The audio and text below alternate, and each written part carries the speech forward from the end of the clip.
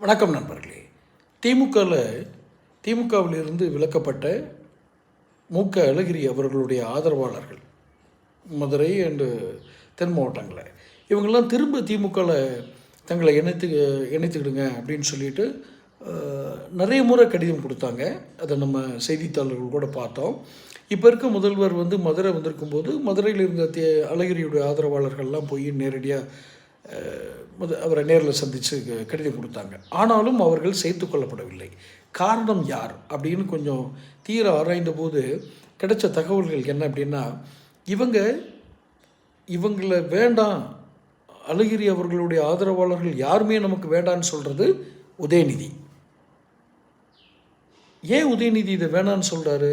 அவருக்கு என்ன இதில் ஒரு சங்கடங்கள் இருக்குது அப்படிங்கிறதெல்லாம் உதயநிதி தான் தெரியும்.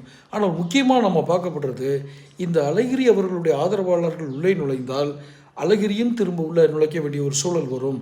அப்படி அழகிரி அண்ணன் உள்ளே வந்தால் தன்னுடைய எதிர்கால அரசியலுக்கு அது பயன்படாது அப்படின்னு உதயநிதி நினைப்பதாக தகவல். அப்படி இருக்கிறதுனால தான் அவர் அந்த வருகையை அவ்வளோ தூரம் விரும்பலை. ஆனால் அழகிரியுடைய எந்த ஒரு அடையாளமும் திமுகவில் பதிந்து விடக்கூடாது என்பதில் மிக குறியாக இருக்கிறார்கள். இன்னொன்று, அவங்க மதுரை வரும்போது இவங்க அழகிரி ஃபேமிலியை சந்திக்கிறது, இவர் அவங்கள சந்திக்கிறது, இதெல்லாம் நடக்குது.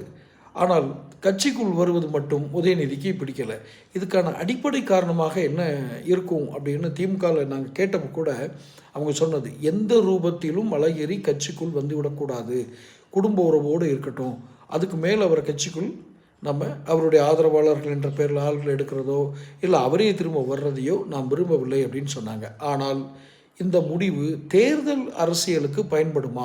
தேர்தல் அரசியலில் திமுக வெல்வதற்கு இந்த அழகிரி அவர்களை புறக்கணிப்பது பயன்படுமா அப்படின்னு கேட்டால் அது கேள்விக்குறி தான்.